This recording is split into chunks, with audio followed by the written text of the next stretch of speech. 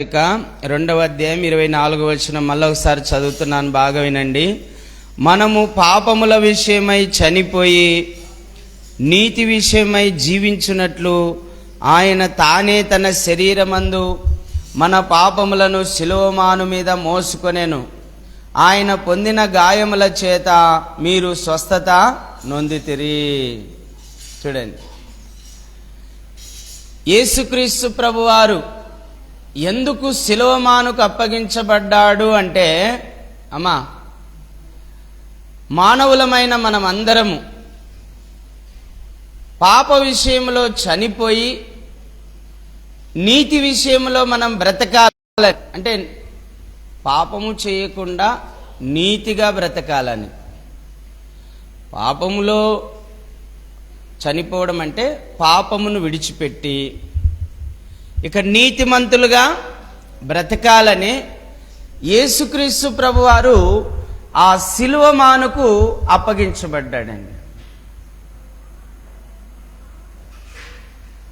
శిలువలో వేలాడవేయబడ్డాడు. ఈరోజు చాలామంది అడుగుతూ ఉన్నారు, యేసు ప్రభు శిలువలో ఎందుకు వేలాడవేయబడ్డాడు? ఆయన దేవుడైతే ఎందుకు ఆ శిలువలో వేలాడవేయబడ్డాడు? ఆయన చేతగాని దేవుడా అని చాలామంది అడుగుతూ ఉన్నారు. వాళ్ళకు సమాధానం దేవుడే ఇస్తూ ఉన్నాడు వాక్యము ద్వారా.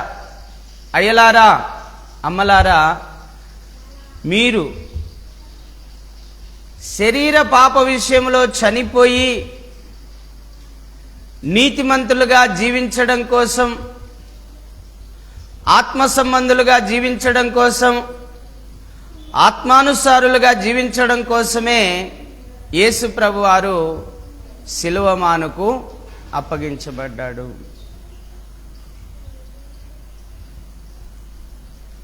శిలువమానుకు అప్పగించబడ్డాడు, శిలువలో వేలాడవేయబడ్డాడు.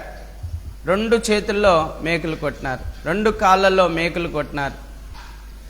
ఆ శిలువమానుకు వేలాడవేయబడినారు. వేలాడుతూ ఉన్నాడు. ఆకాశమునకు భూమికి మధ్యన, మనుషులకు దేవునికి మధ్యవర్తిగా, మనుషులందరి పక్షాన ఒక్కడే మన కొరకు మరణం పొందడానికి నిర్ణయం తీసుకొని, మనుషులందరి కోసం ఒక్కసారే యుగ సమాప్తి యందు ఆయన మరణం పొందడానికి ఇష్టపడి శిలువ మీద వేలాడవేయబడ్డాడండి. ఎందుకు వేలాడవేయబడ్డాడు అంటే, మానవులమైన మనం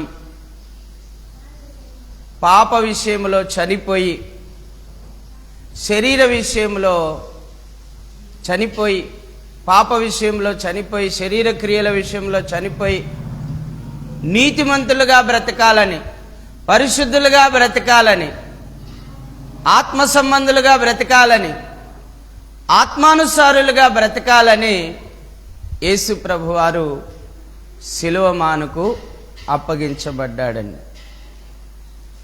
రెండవ విషయం, మనము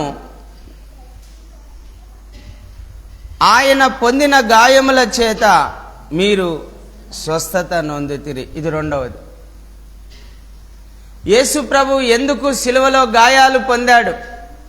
చేతుల్లో గాయాలు, కాళ్ళల్లో గాయాలు, పక్కలో గాయం, తలలో ముళ్ళ కిరీటం మెత్తినప్పుడు కలిగిన గాయం, 39 కొరడా దెబ్బల గాయాలు, వీపంతా 39 కొరడా దెబ్బలు. ఎందుకు యేసు ప్రభు గాయాలు పొందాడు అంటే, మిమ్మల్ని ఎవరైనా అడగచ్చు, ఆయన దేవుడైతే ఎందుకు అంత గాయాలు పొందినాడు అని. అరే నాయనా, ఆయనే గనక గాయాలు పొంది ఉండకపోతే ఈరోజు నీకు స్వస్థత ఉండదు అని చెప్పండి. ఈరోజు యేసు ప్రభు దగ్గరికి వచ్చి అనేక మంది స్వస్థత పొందుచున్నారు అంటే ఆయన గాయాలు పొందబట్టే. హల్లెలూయా. యేసు ప్రభువే గనక గాయాలు పొంది ఉండకపోతే యేసు ప్రభువే గనక సిలువ మానుకు అప్పగించబడకపోతే ఈ భూమి మీద ఒక్క నీతిమంతుడు కూడా ఉండేవాడు కాదండి. ఈరోజు అనేక మంది నీతిమంతులు భూమి మీద ఉన్నారు. యేసు రక్తంలో కడగబడి, యేసు శరీరంలో, యేసు రక్తంలో పాలు పంచుకొని, యేసు ప్రభు యొక్క ఆత్మతో నింపబడి పరిశుద్ధులుగా, నీతిమంతులుగా జీవిస్తున్న వారు భూమి మీద అనేక కోట్ల మంది ఉన్నారు. అది ఎలా సాధ్యమైందంటే యేసు ప్రభు శిలువ మాను మీద వేలాడవేయడం బట్టి, యేసు ప్రభు వారు శిలువలో గాయములు పొందడమును బట్టి. హల్లెలూయా. మీకు మళ్ళొకసారి అర్థమయ్యేటట్టు చెప్తాను. యేసు ప్రభు వారు శిలువ మానుకు ఎందుకు అప్పగించబడ్డాడు అంటే, అనమా మనమందరము శరీర విషయంలో, పాప విషయంలో చనిపోయి ఆత్మ విషయంలో, నీతి విషయంలో బ్రతకాలని. రెండవ మాట, యేసు ప్రభు శిలువలో ఎందుకు గాయాలు పొందాడు అంటే, అమ్మా యేసు ప్రభు శిలువలో ఎందుకు గాయాలు పొందాడు అంటే, ఇదిగో రోగాలతో, వ్యాధులతో, బాధలతో, సమస్యలతో కొట్టుమిట్టాడుతున్న మానవులందరికీ స్వస్థత కలగాలని, సమాధానం కలగాలని ఆయన శిలువ మానుపైన గాయాలు పొందాడు. హల్లెలూయా. ఆయన పొందిన గాయముల ద్వారా మీరు స్వస్థత నొందితీరి పొందినాం, స్వస్థత పొందాము. అవునండి, యేసు ప్రభు పొందిన గాయాల ద్వారా ఈరోజు నాకు స్వస్థత వచ్చింది. యేసు ప్రభు యొక్క శిలువ మానుకు, యేసు ప్రభు శిలువ మానుకు అప్పగించబడ్డము ద్వారా ఈరోజు నేను నీతిమంతునిగా చేయబడ్డాను. ఆత్మానుసారంగా జీవించడానికి, ఈ సత్య మార్గంలో నడవడానికి, ఈ జీవ మార్గంలో నడవడానికి దేవుడు నాకు శక్తినిచ్చాడు, ఆత్మనిచ్చాడు, జీవమునిచ్చాడు, మహిమనిచ్చాడు, స్వస్థతనిచ్చాడు, ఆరోగ్యాన్ని ఇచ్చాడు. ప్రభునందు ప్రియులారా, ఆయన పొందిన గాయముల చేత మనకు ఏం కలుగుతుందమ్మా? స్వస్థత కలుగుతూ ఉన్నది. ఎందుకు స్వస్థత కలుగుతుందో యెషయా గ్రంథము 53:4 నుంచి చదువుదామమ్మా. ఎవరైనా బైబిల్ ఉన్న వాళ్ళు తీసి చదవండి. యెషయా గ్రంథం 53:4.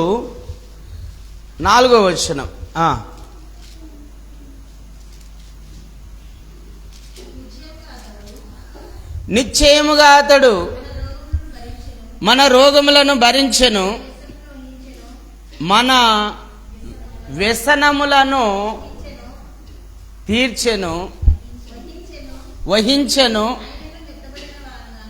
అయినను మెత్తబడిన వానిగాను, దేవుని వలన బాధింపబడిన వానిగాను, శ్రమ నొందిన వానిగాను మనం అతనిని ఎంచితిమి. మన అతిక్రమ క్రియలను బట్టి అతడు గాయపరచబడెను, మన దోషమును బట్టి నలగొట్టబడెను. మన సమాధానార్థమైన శిక్ష అతని మీద పడెను, అతడు పొందిన దెబ్బల చేత మనకు స్వస్థత కలుగుచున్నది. మనమందరము గొర్రెల వలె త్రోవ తప్పిపోతిమి, మనలో ప్రతి వాడు తనకిష్టమైన త్రోవకు తొలగెను. యెహోవా మన అందరి దోషమును అతని మీద మోపెను. 3 రకాలు ఉన్నాయండి. దోషభరితమైన పాపము, అపరాధ పాపము, భౌతిక సంబంధమైనటువంటి పాపము. పాపము, అపరాధము, దోషము, వీటి యొక్క శిక్ష ఎవరి మీద వేసినాడంట? దేవుడు యేసు ప్రభు మీద వేశాడు. ఈ యొక్క శిక్ష యేసు ప్రభు మీద దేవుడు వేశాడు. అది మామూలుగా అయితే ఎవరు భరించాలి? మనం భరించాలి. మానవుడు భరించాలి. కానీ తన అద్వితీయ కుమారుని మీద వేశాడు ఆ శిక్షనంతా కూడా. ఆయన ఒక రోగిష్టిగా చేయబడ్డాడు, వ్యసనకాంతుడుగా చేయబడ్డాడు, సొగసైనను స్వరూపమైనను లేకుండా చేయబడ్డాడు, గాయములు పొందాడు, రక్తమును కార్చాడు, ఆత్మార్పణ చేసుకున్నాడు. మన పాప శిక్షనంతా కూడా, మన దోష శిక్షనంతా కూడా ఆయన భరించి మనకు ఏ శిక్షా విధి లేకుండా చేశాడు. హల్లెలూయా. రోమా 8:1 ఏమంటున్నాడు పౌలు? క్రీస్తునందున్న వారికి ఏ శిక్షా విధి లేదు. రోమా 3:24 ఏం చెప్తున్నాడు?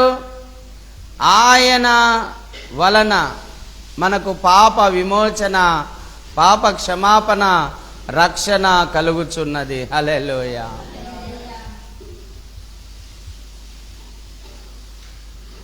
రోమా 6:24 కూడా అదే మాట రాయబడిందండి. మనకు ఆయన ద్వారా పాప క్షమాపణ, పాప విమోచన, మోక్షము దొరుకుతూ ఉన్నాయి. ఆయన పొందిన గాయముల ద్వారా మనకు స్వస్థత కలుగుచూ ఉన్నది. స్వస్థత అంటే ఏంది మీకు తెలుసా? ఇప్పుడు మన శరీరంలో ఒక పుండు అవుతుంది. ఆ పుండు అయినప్పుడు దానికి చీము వస్తుంటుంది, పక్కు కడుతుంటుంది, అదొక గాయంలాగా ఉంటుంది. అదే మానిపోయిన తర్వాత అక్కడ ఏమీ ఉండదు. ఆ మానిపోయిన తర్వాత ఉండే ఆ స్థితినే స్వస్థత అంటారండి.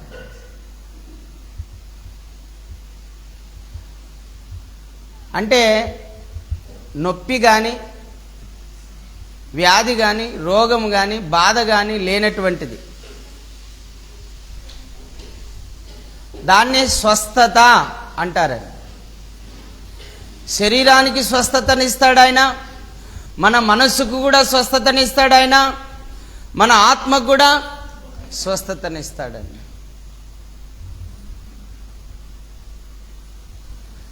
తన ఆత్మార్పణ ద్వారా మన ఆత్మకు స్వస్థతనిచ్చినాడు.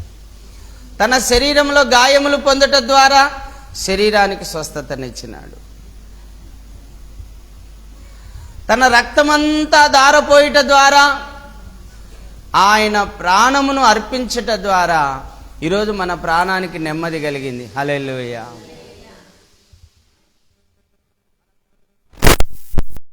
నెమ్మది కలిగింది.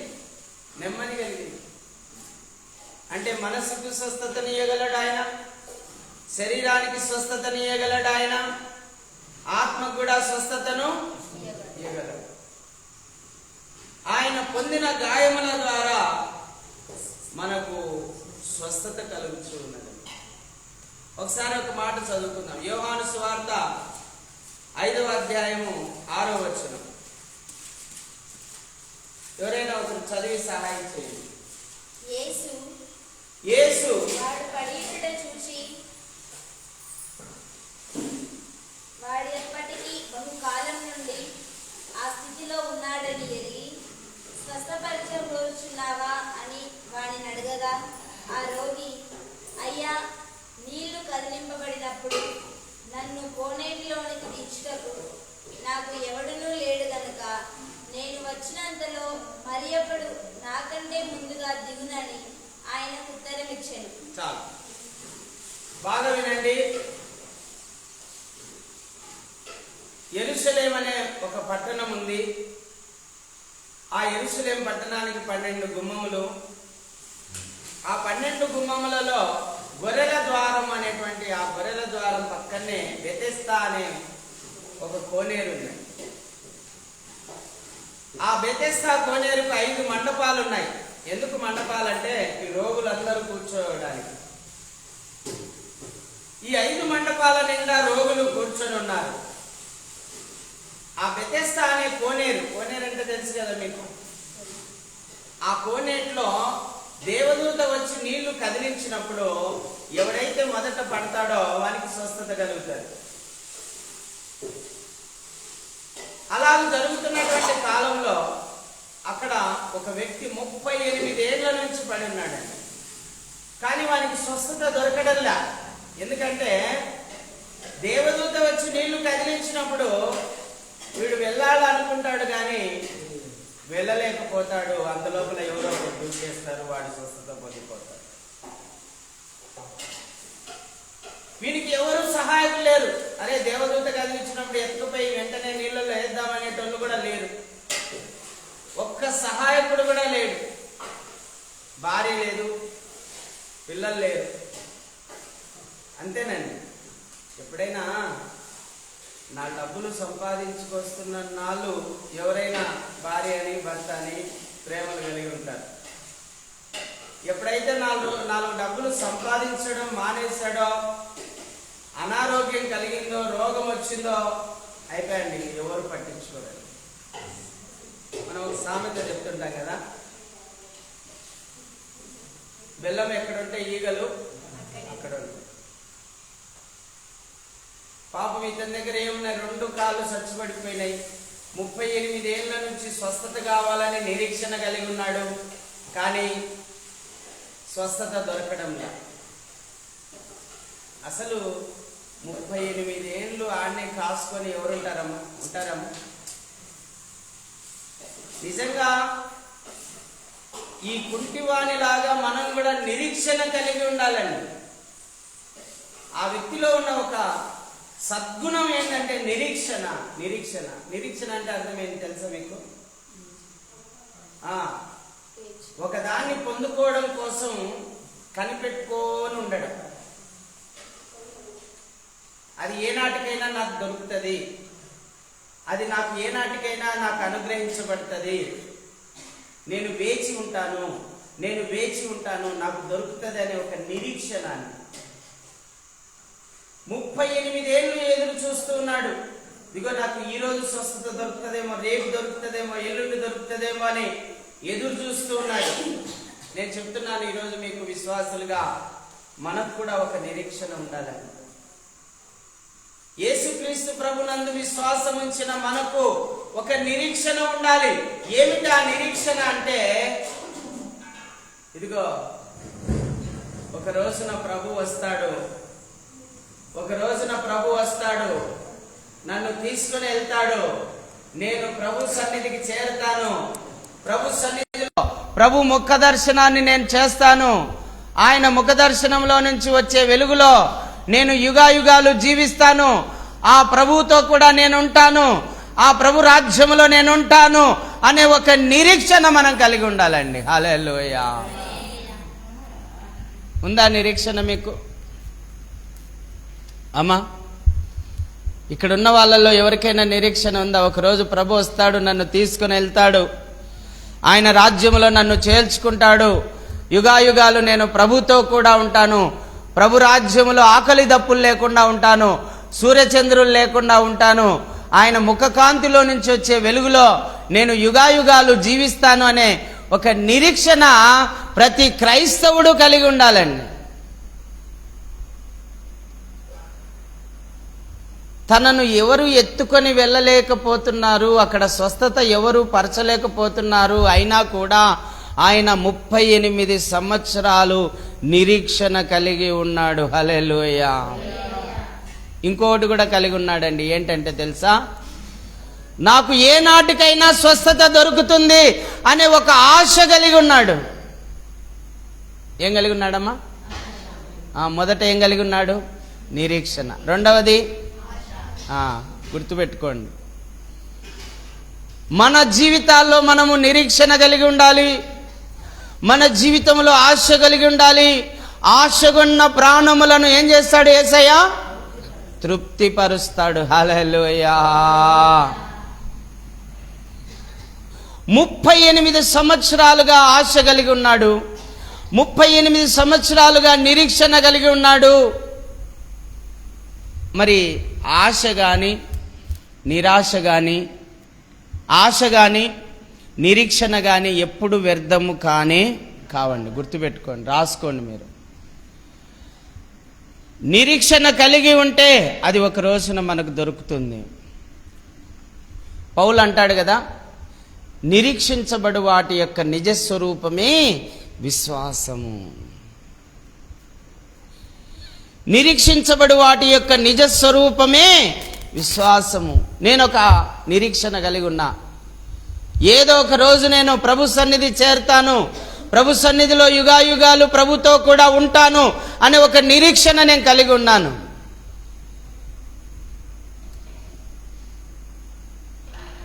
మీ జీవితంలో కూడా అమ్మా అయ్యా మీరు కూడా ఒక నిరీక్షణ కలిగి ఉండండి, ఒక ఆశ కలిగి ఉండండి. యేసు ప్రభు 38 సంవత్సరాలుగా పడిగి ఉన్నటువంటి ఆ వ్యక్తి దగ్గరికి వచ్చాడండి. వచ్చి అడుగుతున్నాడు, నీవు స్వస్థపడగోరుచున్నావా? హల్లెలూయా. ఏమడుగుతున్నాడమ్మా? నీవు స్వస్థపడగోరుచున్నావా? నువ్వు బాగుపడాలనుకుంటున్నావా? నువ్వు పరిశుద్ధంగా జీవించాలనుకుంటున్నావా? నువ్వు నీతిమంతునిగా ఉండాలనుకుంటున్నావా? నువ్వు యథార్థంగా ఉండాలనుకుంటున్నావా? నువ్వు న్యాయవంతునిగా ఉండాలనుకుంటున్నావా?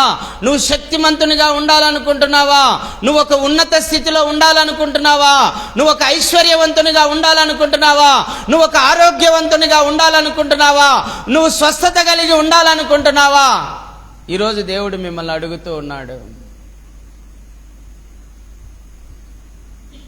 యేసు ప్రభుకు కావాల్సింది బాగుపడే వాళ్ళేనండి.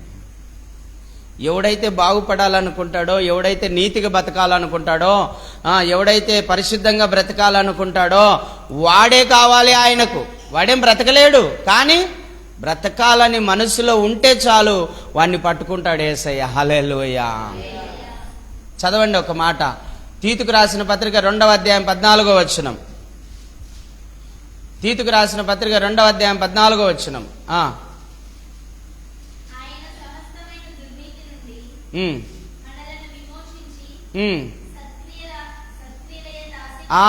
ఈ మాట బాగా గుర్తుపెట్టుకోండి. సత్క్రియల యందు ఆసక్తి గల వారిని తన కోసరము పవిత్రపరుచుకొని తన సొత్తుగా చేసుకొనుటకు తనకు తానే మన కొరకు అర్పించుకొనేను. హల్లెలూయా. చూడండి, మళ్ళొక్కసారి చదవమ్మా ఆ మాట. ఆయన సమస్తమైన దుర్నీతి నుండి మనలను విమోచించి సత్క్రియల యందు ఆసక్తి, చాలమ్మా, ఆసక్తి గల ప్రజలను. ఎవరైతే సత్క్రియలు చేయాలనే ఆసక్తి వాళ్ళ హృదయంలో ఉందో, సత్క్రియలు చేయాలనే ఆసక్తి ఎవరిలో అయితే ఉందో వాళ్ళందరినీ దేవుడే ఏర్పాటు చేసుకుంటున్నాడండి.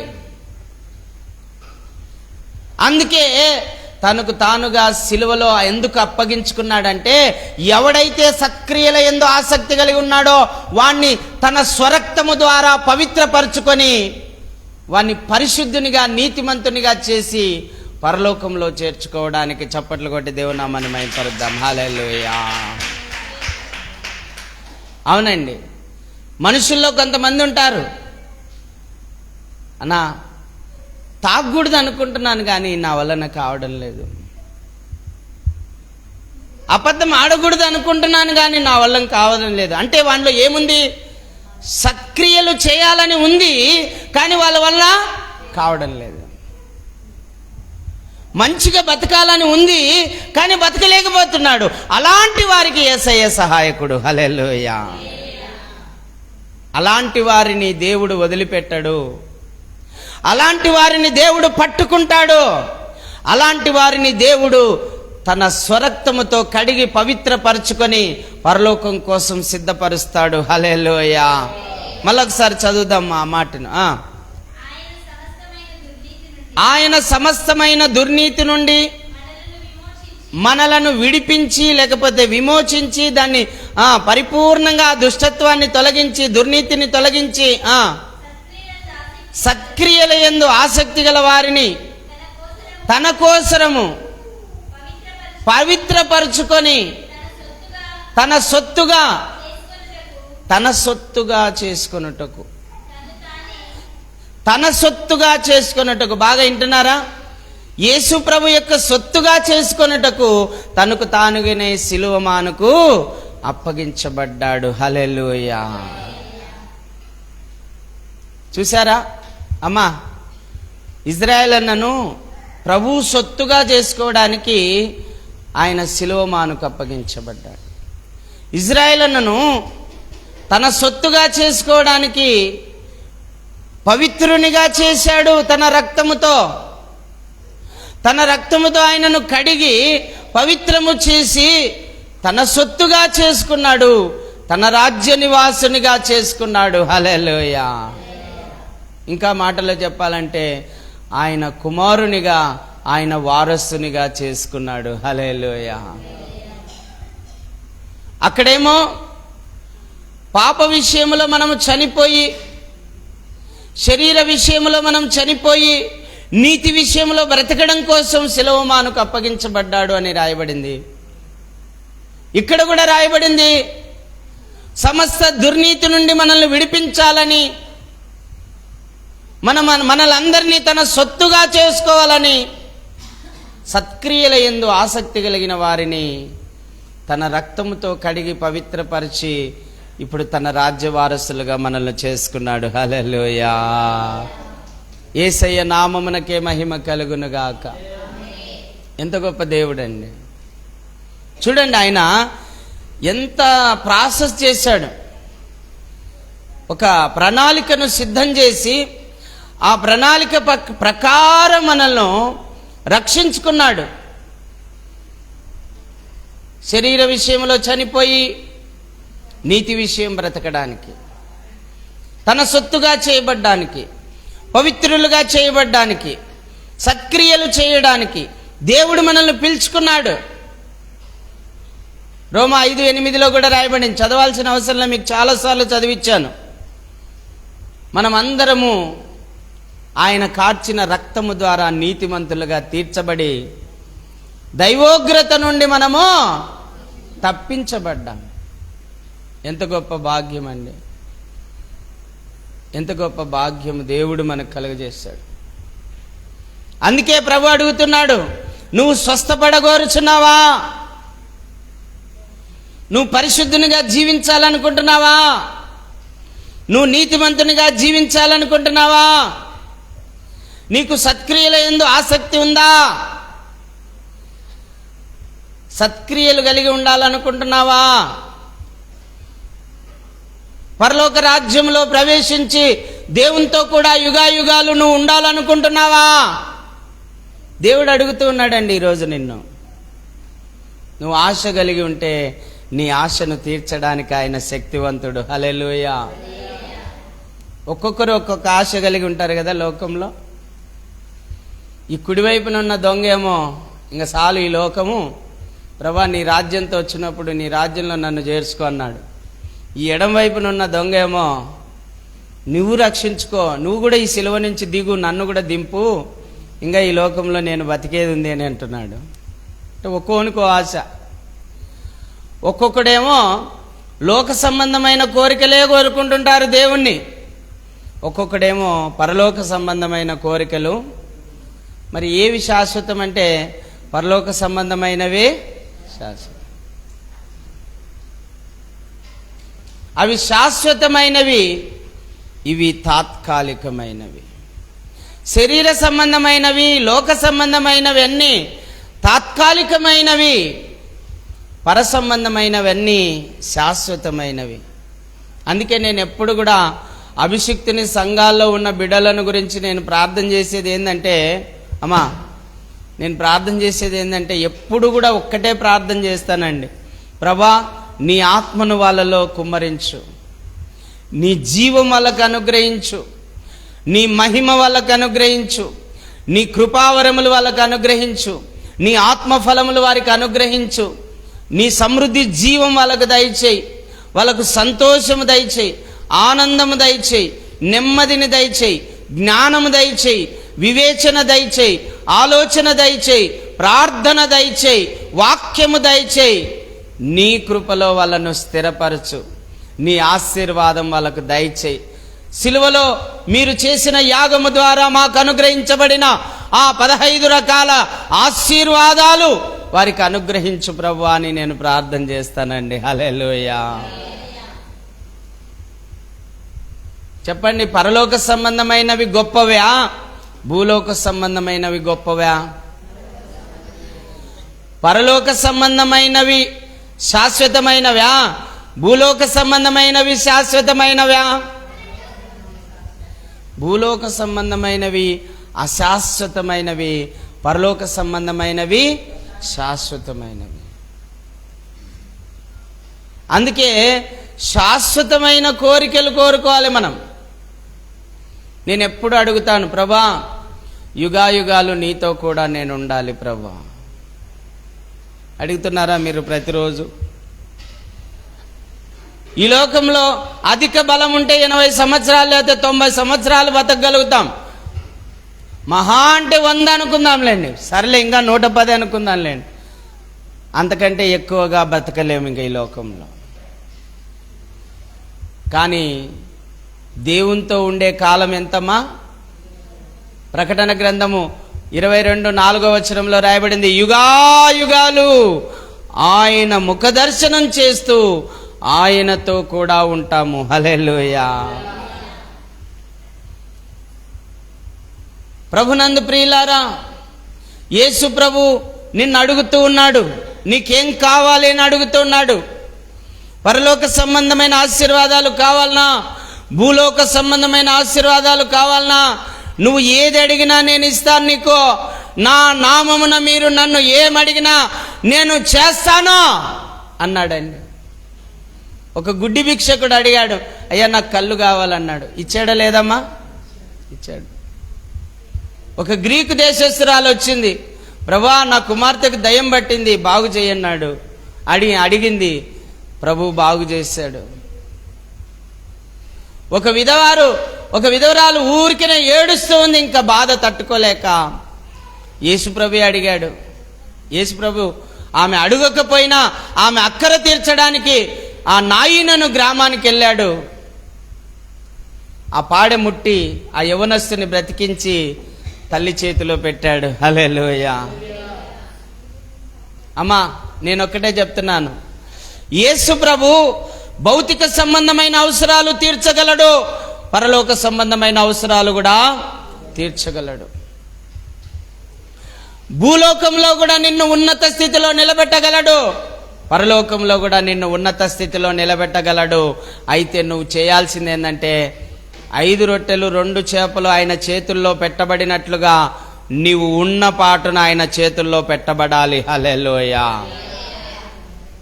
ఉన్న పాటున నువ్వు ఆయన చేతుల్లో పెట్టబడగలిగితే నువ్వు ఆశీర్వదించబడతావు, అనేకుల ఆకలి తీర్చగలుగుతావు, అనేకులకు ఆశీర్వాదకరంగా నువ్వు మారుతావు. అనేకులకు ఆశీర్వాదకరంగా నువ్వు మారుతావండి. ఆ వ్యక్తి అంటున్నాడండి, సమాధానం ఇస్తున్నాడు, అయ్యా దేవదూత వచ్చి నీళ్లు కదిలించినప్పుడు నాకంటే ముందుగా ఎవరో ఒకరు వెళ్ళి ముందు పడిపోతూ ఉన్నారు, వాళ్ళు స్వస్థత పొందుతున్నారు, కానీ నేను పొందలేకపోతున్నాను, నాకు ఎవరు సహాయకులు లేరయ్యా. అమ్మా ఎవరు నాకు సహాయకులు లేరు. ఏ దిక్కు లేని వాళ్ళకి ఎవరమ్మా దిక్కు? బాగా తెలుసు మనకు. ఏ దిక్కు లేని వాళ్ళకు దేవుడే దిక్కు. అందుకే యేసు ప్రభు వారు పరలోకము నుండి దిగి వచ్చినాడు. హల్లెలూయా. నశించిన దానిని వెదకి రక్షించుటకు ఆయన ఈ భూమి మీదకి వచ్చాడు. 38 సంవత్సరాల నుండి బెతెస్దా కోనేరు దగ్గర పడి ఉన్నటువంటి ఈ వ్యక్తిని స్వస్థపరచడానికి ప్రభువు పరలోకము నుండి భూమి మీదకి నరావతారిగా దిగి వచ్చాడండి. చప్పట్లు కొట్టి దేవుని నామాన్ని మహిమపరుద్దాం. అవునండి, నీ కోసం నా కోసమే ఆయన ఈ లోకానికి వచ్చాడు. నిన్ను నన్ను బాగు చేయడం కోసమే యేసు ప్రభు ఈ లోకానికి వచ్చాడు.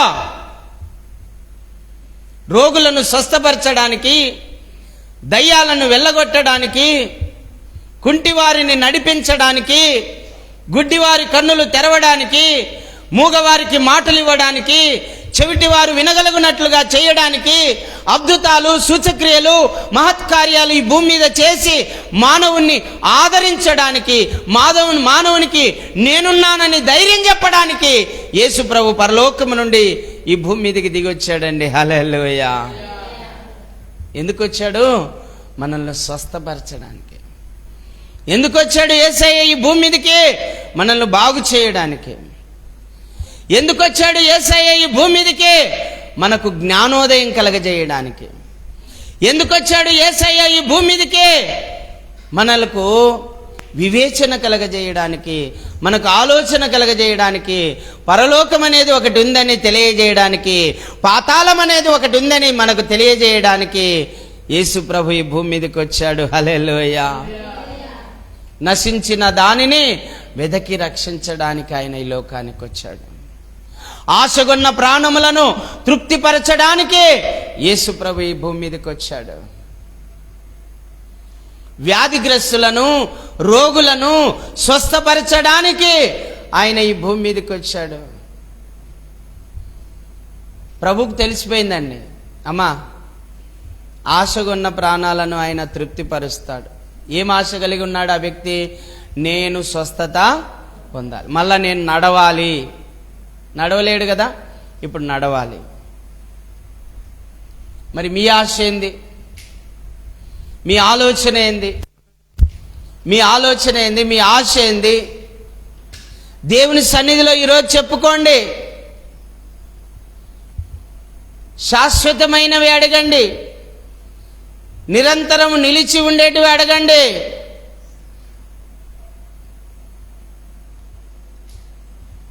ప్రభునందు ప్రియులారా, మన బాధ ఏదైనా సరే ప్రభుకు చెప్పుకోవచ్చు. మన కష్టం ఏదైనా ప్రభుకు చెప్పుకోవచ్చు. అడుగుడి ఎవడును అన్నాడండి. అది కోర్టు సమస్య అయినా, అది పోలీస్ కేసు అయినా, అది భార్యాభర్తల సమస్యనైనా, అది కుటుంబ వ్యవహారమైనా, అది ఎటువంటి సమస్య అయినా దాన్ని పరిష్కరించడానికి ప్రభు శక్తివంతుడైన దేవుడు. అందుకే ప్రభువే వచ్చి అడుగుతున్నాడండి. కొన్నిసార్లు ప్రభు దగ్గరికి మనం పోయి అడుగుతాము, కానీ ఇక్కడేం జరిగింది తెలుసా? ప్రభువే వచ్చి అడుగుతూ ఉన్నాడండి. గుడ్డి భిక్షకుడైతే ప్రభు దగ్గరికి వెళ్ళి, ప్రభువా నేను చూపు పొందగోరుతున్నాను అన్నాడు.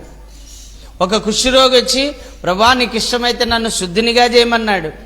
ఒక శతాధిపతి వచ్చి, ప్రభువా నీకు ఇష్టమైతే అయ్యా మీరు మాట మాత్రం సెలవిస్తే నా దాసుడు స్వస్థత పొందుతాడన్నాడు. అనేక మంది ఆయన దగ్గరికి వచ్చారు, అడిగారు. కానీ యేసు ప్రభు అయితే అమ్మా ఇప్పుడు 38 సంవత్సరాలుగా ఎవరి సహాయము అందని, వింటున్నారా? ఎవరి సహాయము అందని అంటుంటారు కదా, నాకు ఎవ్వరు సాయం చేసేటోళ్ళు లేరన్నా, నన్ను ఎవ్వరు పట్టించుకోరన్నా, ఎవరు నన్ను ప్రేమించరన్నా, ఎవరు ఇదిగో పట్టి 10 రూపాయలు పట్టని ఎవరు ఇయ్యరన్నా నాకు అంటుంటారు చాలామంది. నీకు ఎవ్వరు సహాయకులు లేకపోతే నీకు సహాయం చేయడానికి యేసయ్యనే నీ యొద్దకు వస్తాడు. హల్లెలూయా. వెదికి వెదికి రక్షిస్తాడు ఆయన. ఏం చేస్తాడమ్మా? వెదికి వెదికి వెదికి వెదికి స్వస్థపరుస్తాడు, వెదికి వెదికి రక్షిస్తాడు, వెదికి వెదికి బాగు చేస్తాడు ఆయన. అటువంటి దేవుడు ఎవరు లేరండి ప్రపంచంలో. ఆయనే వెదికి, నువ్వు నశించిపోతున్నావని. ఒకరు వ్యభిచారంతో నశించిపోతున్నారు, ఒకరు దొంగతనంతో నశించిపోతున్నారు, ఒకరు లంచగొండితనంతో నశించిపోతున్నారు, ఒకరు నరహత్యతో నశించిపోతున్నారు. అయితే నువ్వు ఏ స్థితిలో ఉన్నా, ఏ నాశన స్థితిలో ఉన్నా నిన్ను వెతికి రక్షించడానికి ఆయన శక్తివంతుడైన దేవుడు. హల్లెలూయా. లంచగొండితనంతో నశించిపోతున్న జక్కయ్యను రక్షించాడు. వ్యభిచారపు కూపములో కూరుకొనిపోయి రాళ్ల దెబ్బలు చిని చావాల్సిన పరిస్థితిలో ఉన్న ఆ వ్యభిచారమందు పట్టబడిన స్త్రీని రక్షించాడు. కుష్ఠరోగముతో చనిపోయి కాలగర్భంలో కలిసిపోవలసినటువంటి ఆ కుష్ఠరోగిని స్వస్థపరిచాడు. అమ్మా, అందుకే వాక్యంలో రాయబడింది, ఆయన సమస్తమును బాగు చేశాడు. సమస్తమును బాగు చేసే దేవుడు ప్రపంచంలో సర్వ సృష్టిలో ఎవరైనా ఉన్నాడు అంటే అది యేసు ప్రభువే. సమస్తమును బాగు చేసే దేవుడు. నీ శరీరాన్ని బాగు చేయగలడు, నీ మనస్సును బాగు చేయగలడు, నీ ఆత్మను బాగు చేయగలడు, నీ కుటుంబాన్ని బాగు చేయగలడు, నీ జీవితాన్ని బాగు చేయగలడు. బాగు చేయగలిగిన దేవుడు ఎవరైనా ఉన్నారు అంటే అది యేసు ప్రభు అని నేను మీకు తెలియజేస్తున్నాను. హల్లెలూయా. ప్రభు అంటున్నాడండి, అవునయ్యా నేను స్వస్థపడాలనుకుంటున్నాను, బాగుపడాలనుకుంటున్నాను అన్నప్పుడు ప్రభు అన్నాడు, ఇదిగో నువ్వు లేచి నీ పరిపెత్తుకొని ఇంటికి నడువు అన్నాడు. అంతే. దిగ్గున లేచి, చూడండి, అన్ని ఏళ్ల నుంచి కాళ్ళు ఎండిపోయినాయి, సన్నబడిపోయినాయి, ఎముకల్లో బలం లేదు, నరాల్లో బలం లేదు, కండరాల్లో బలం లేదు. అయితే ఎప్పుడైతే యేసయ్య నోటి నుండి మాట వచ్చిందో, అమ్మా వింటున్నారా, ఎప్పుడైతే యేసయ్య నోటి నుండి మాట వచ్చింది, ఒక మాట, ఏంటి ఆ మాట? నువ్వు లేచి నీ పరిపెత్తుకొని ఇంటికి నడువు అన్నాడు. అంతే. ఆ నోటి మాట శక్తిలో కండరాలు, నరాలు, ఎముకలు అన్నీ అమర్చబడ్డాయి. హల్లెలూయా. కండరాలు అమర్చబడ్డాయి, నరాలు అమర్చబడ్డాయి, ఎముకలకు సత్తు వచ్చింది, శరీరానికి ఆరోగ్యం వచ్చింది, నరాలకు బలం వచ్చింది. ఇప్పుడు పరిపెత్తుకొని ఇంటికి నడుస్తూ ఉన్నాడు. ఆ ఊర్లో వాళ్ళందరూ చూస్తున్నారండి, యెరూషలేం పట్టణంలో ఉన్న వాళ్ళు.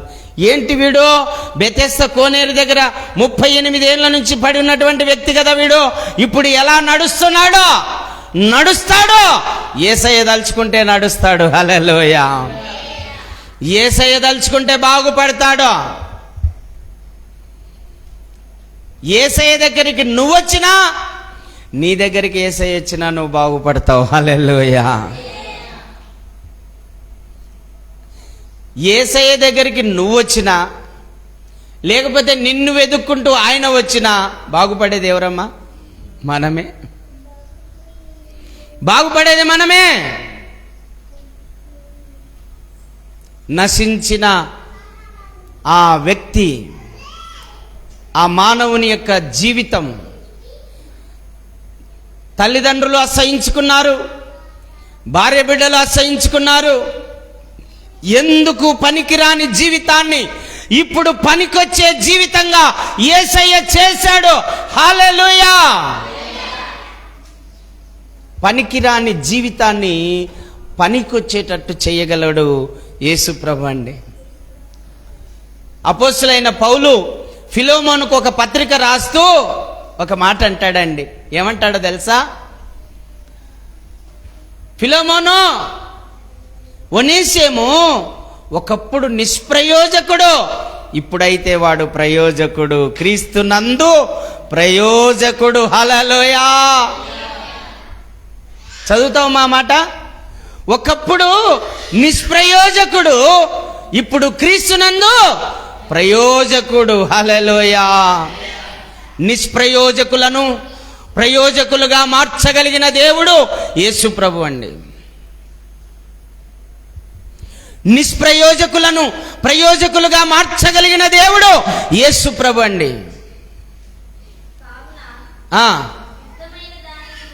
ఎన్నో వచనమమ్మా? ఫిలోమోను పత్రిక 1వ అధ్యాయం 8వ వచనం. కావున యుక్తమైన దానిని గురించి నీకు ఆజ్ఞాపించుటకు క్రీస్తునందు నాకు బహుధైర్యము కలిగి ఉన్నను. వృద్ధుడను, ఇప్పుడు క్రీస్తు యేసు ఖైదీనైన పౌలను నేను ప్రేమను బట్టి వేడుకొనుట మరి మంచిదనుకొని నా బంధకములలో నేను కనిన నా కుమారుడగు ఒనేసిము ఒనీసేము కోసము నిన్ను వేడుకొనుచున్నాను.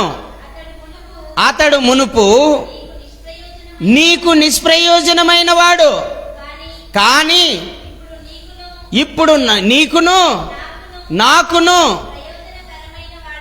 ప్రయోజనకరమైన వాడాయను. హల్లెలూయా! ఎంత గొప్ప విషయం అండి. అపోస్తులైన పౌలు జైల్లో ఉన్నాడు, ఒనేసిము కూడా జైల్లో వేయబడ్డాడు. పౌలు జైల్లో సువార్త ప్రకటిస్తే ఒనేసిము అనే దొంగ రక్షించబడ్డాడండి. దొంగవాడు, నిష్ప్రయోజకుడు, ఎందుకు పనికిరానివాడు, వెలివేయబడినవాడు, జైల్లో వేయబడినవాడు ఇప్పుడు ఏమయ్యాడు? ప్రయోజకుడుగా మార్చబడ్డాడు. హల్లెలూయా! యేసయ్య నామమునకే మహిమ కలుగునుగాక. అవునండి, చీకటిలో ఆశ్చర్యకరమైన వెలుగు ప్రకాశించింది. మరణ ఛాయల్లో కూర్చుండు వారికి వెలుగు ప్రకాశించింది. మరణ ఛాయల్లో ఉండు వారికి వెలుగు ప్రకాశించింది. ఆయనే మన ప్రభువు అయిన యేసుక్రీస్తు. హల్లెలూయా! దేవుడి మాటలు మన వెనుకల్లో దీవించునుగాక. ఆమేన్. మోకరించండి, కొద్ది నిమిషాలు విన్న వాక్యాన్ని ప్రార్థన చేయండి. విన్న వాక్యాన్ని ఎత్తి పట్టుకొని ప్రార్థన చేయండి. ప్రతి ఒక్కరు కూడా ప్రార్థన చేయండి. అమ్మా, ప్రార్థించండి. ప్రతి ఒక్కరు కూడా ప్రార్థించండి. విన్న వాక్యాన్ని జ్ఞాపకం చేసుకుంటూ ప్రార్థన చేయండి.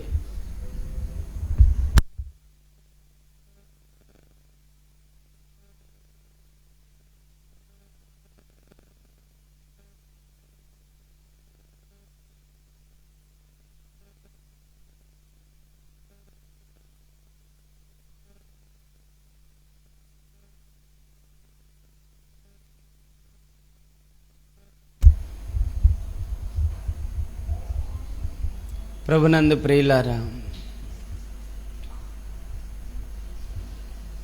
శరీర విషయంలో మనం చనిపోయి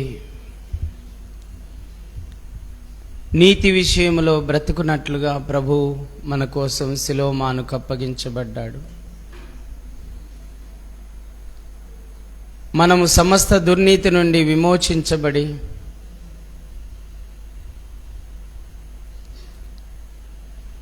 ఆయన ద్వారా పవిత్రపరచబడి పరలోక రాజ్య నివాసులుగా ధర్మకార్యములు చేయువారిగా చేయబడ్డం కోసమే ఆయన శిలువమానుకు అప్పగించబడ్డాడు.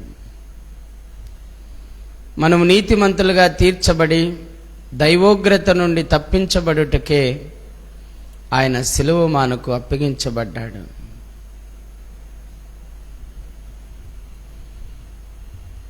నరావతారములో వచ్చినటువంటి పాపమును పోగొట్టడానికి ఆయనే నరావతారిగా వచ్చి మన పాప శిక్షను భరించి ఈరోజు మనకు ఏ శిక్షా విధి లేకుండా చేశాడు. అస్వస్థతతో, అనారోగ్యముతో, రోగములతో, బాధలతో, సమస్యలతో పీడించబడుతున్న మనలను వాటి నుండి విడిపించడానికే యేసు ప్రభు ఈ భూమి మీదకి వచ్చాడు. ఆయన పొందిన గాయముల ద్వారా మీరు స్వస్థత నొందితిరి అని చెప్పి మనలను స్వస్థపరిచాడు, మనల్ని బాగు చేశాడు. వ్యాధిగ్రస్తులను స్వస్థపరిచాడు, రోగులను బాగు చేశాడు, సమస్త విధములుగా మానవుణ్ణి బాగు చేశాడు. మానసిక వ్యాధులను కూడా బాగు చేశాడు, కుష్ఠరోగులను కూడా బాగు చేశాడు, చనిపోయిన వారిని కూడా ఆయన బ్రతికించాడు.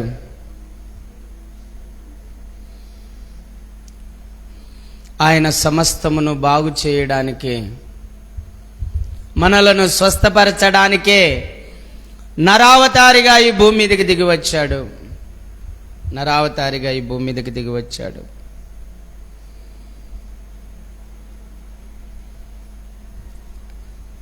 నిన్ను అడుగుతూ ఉన్నాడు ఈరోజు, నువ్వు నీతిమంతునిగా బ్రతకాలనుకుంటున్నావా? పరిశుద్ధంగా బ్రతకాలనుకుంటున్నావా? సత్క్రియల యందు నీకు ఆసక్తి ఉందా? మంచి పనులు చేయాలనుకుంటున్నావా? మంచిగా బ్రతకాలనుకుంటున్నావా? అయితే ఈరోజు నువ్వు దేవుని సన్నిధిలో అడుగు. నిశ్చయంగా ప్రభు నీ కోరికను మన్నిస్తాడు. నీ కోరికను ఆయన తీరుస్తాడు. ఆశగున్న ప్రాణములను ఆయన తృప్తిపరిచే దేవుడు ఆయన. బాగుపడాలనుకునే వారికి బాగు చేసే దేవుడు ఆయన.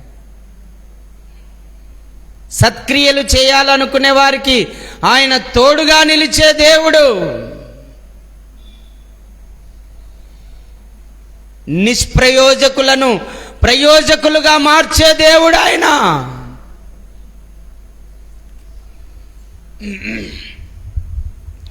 పనికిరాని పాత్రలను పనికొచ్చే పాత్రలుగా చేయగలిగిన దేవుడు యేసు ప్రభువారు.